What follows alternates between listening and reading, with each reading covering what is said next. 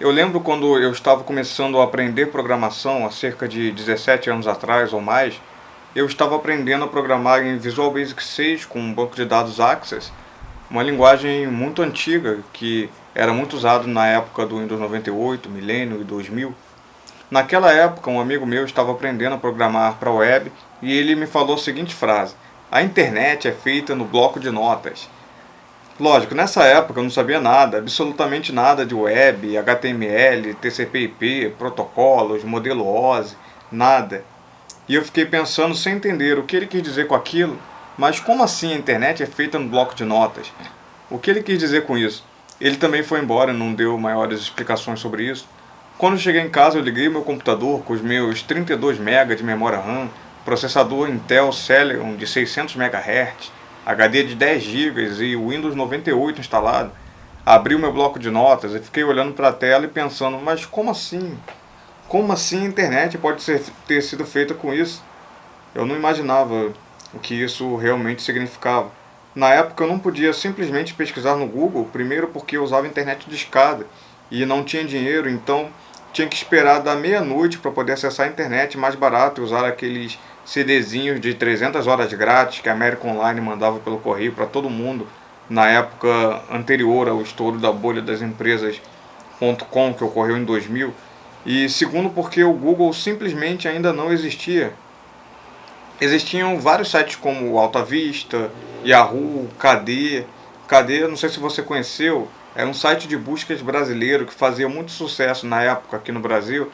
Esse site não tinha um algoritmo de busca como o do Google e os resultados das buscas eram cadastrados manualmente pelos funcionários.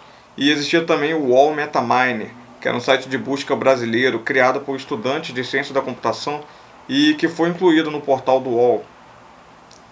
O UOL nessa época era um site muito mais influente do que é hoje em dia. Era o maior provedor de internet de escada brasileiro, competia com a América Online, com o IG naquela época. E já tinha um grande portal de notícias e as famosas salas de bate-papo que faziam muito sucesso nessa época, que ainda não existiam os sites como Orkut, Facebook, MySpace, Badu e todos os outros que você conhece agora. Na época era só o bate-papo do UOL, o Mirk, o ICQ, o AOL Instant Messenger, nem o MSN e Skype existiam ainda. Então, naquela época, lendo as revistas de informática que vinham com CD-ROM, com programas, jogos, tutoriais e até mesmo distribuições Linux e que vendia na banca de jornal, eu achei uma dessas revistas e uma delas ensinava a criar sites, vinha até com alguns sites prontos, modelos de sites prontos, algumas coisas em Flash, mas na época eu nem sabia como usar isso, como que funcionava. Isso foi mais ou menos na mesma época que eu criei aquele vídeo de como eu conheci o Linux. Se você quiser, eu vou deixar aqui embaixo um link com um local que vai ter todas essas referências que eu citar aqui. E a revista falava sobre criação de sites, provedores de hospedagem, falava sobre criadores de hospedagem gratuitos e também sobre software que criavam sites. Eram sites que criavam sites, como HPG e GeoCities, que fizeram bastante sucesso na época. E eu cheguei a criar um site usando HPG, mas na prática eles entregavam páginas prontas, que eu só escolhia a cor e o conteúdo, o formato dentro de alguns modelos que eles davam, como se fosse um Wix hoje em dia, ou alguns outros que tem por aí, respeitando a tecnologia de cada época, dessa e daquela época. Então eu soube da existência de coisas como FrontPage, Perl, ActivePerl, Apache, IIS, CGI, PHP Nuke, Flash, ActionScript, JavaScript, os pesados applets Java da época. Tudo parecia naquela época muito novo, difícil e complexo, e então eu fui atrás dos fundamentos para poder entender cada parte e a partir do entendimento de cada parte simples eu poder chegar ao entendimento do todo complexo. E é esse entendimento, essas partes e essa explicação do que eu estudei naquela época que eu venho aqui te passar nesse vídeo hoje. Eu descrevi mais sobre essa época que eu citei agora no meu post de como eu comecei a programar. Eu vou colocar aqui embaixo novamente na descrição, vai ter o link. E eu teria que responder as perguntas básicas, entendendo tudo o que está envolvido na forma como um site é desenvolvido, Como a internet é feita no bloco de notas? Essa é a pergunta que eu tinha que responder. E a partir daí vinham outras perguntas. O que é a internet? O que é que exatamente é a internet? E como ela é feita no bloco de notas, como esse amigo tinha me dito? Não é bem isso? No final eu vou explicar em detalhe o que ele realmente quis dizer e o que é na verdade. Mas precisava de uma outra resposta para entender uma coisa que você que está começando a estudar agora, a criar os seus sites, começando a estudar HTML, CSS, JavaScript, ou ainda não começou e está querendo entender como tudo isso funciona, essa é uma pergunta que eu buscava responder na época e é bom que você também entenda como isso funciona. Por que os sites começam com http e possuem www, um nome qualquer e termina com .com.br barra alguma coisa ou .html? Por que funciona assim? Lembrando que esse vídeo é voltado mais para iniciantes, então se você já é avançado, pode assistir que o vídeo é interessante sobre algumas coisas que eu vou mostrar aqui, mas tem muito conteúdo básico que para os iniciantes vai ser útil. Esse formato de endereço é uma URL, ou Identificador Universal de Recurso. Esse endereço permite acessar um documento de hipertexto localizado em um determinado local na web, um determinado local ou localização eletrônica na web, que é o que chamamos de website, que fica armazenado em um servidor. HTTP significa, em português, Protocolo de Transferência de Hipertexto, ou Hypertext Transfer Protocol. Protocolo é um formato de mensagem. Um protocolo é uma convenção que possibilita a conexão e transferência de dados entre sistemas computacionais.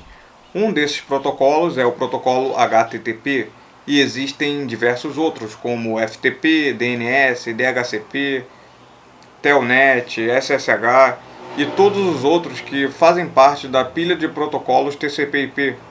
HTTP é um protocolo de comunicação para sistemas de hipertexto. Hipertexto é um texto com links para outros textos. É um conjunto de informações na forma de textos, imagens ou sons que pode ser acessado através de referências chamadas de hiperlinks. E os hiperlinks permitem navegar de um conteúdo para outro interconectando partes de informação em lugares diferentes, em servidores diferentes, em partes diferentes da web. Esse conceito foi criado nos anos 60 por Ted Nelson, que criou os termos hipertexto e hipermídia. E aquele é a parte que separa o protocolo usado do nome do site. O www é a sigla de World Wide Web, ou Rede Mundial de Computadores, uma rede de páginas de hipertexto interligadas que funcionam através da internet. A web, ou World Wide Web, ou www, foi criado pelo Tim Berners-Lee no CERN em 1984 para facilitar o compartilhamento de informações entre os pesquisadores. Eu expliquei mais sobre isso no meu artigo A Origem da Web, que novamente o link vai estar na descrição. CERN é um centro de pesquisas europeu onde anos depois foi criado um acelerador de partículas gigante que fica no subsolo de alguns países da Europa. Diferente do que algumas pessoas pensam, o web é diferente de internet, não é a mesma coisa, não são sinônimos. Como eu já expliquei em uma videoaula, web é a rede de páginas interligadas e não a rede física propriamente dita. Depois do www vem o endereço do site, que chamamos também de nome de domínio. A terminação .com identifica que é um site comercial.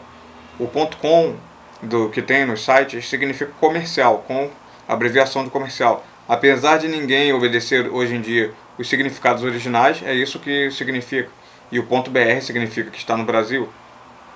E aquele no final barra alguma coisa, .html, é uma referência a um arquivo HTML armazenado em uma pasta dentro do servidor web.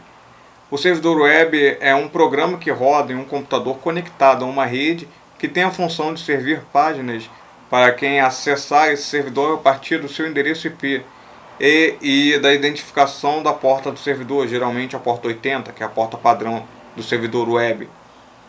Ou pode ser acessado também através de seu nome de domínio, se conectando ao servidor usando o protocolo HTTP. É aí que chegamos à resposta para como a internet é feita no bloco de notas. Na verdade, essa afirmação está errada. A afirmação certa seria: páginas web podem ser feitas no bloco de notas.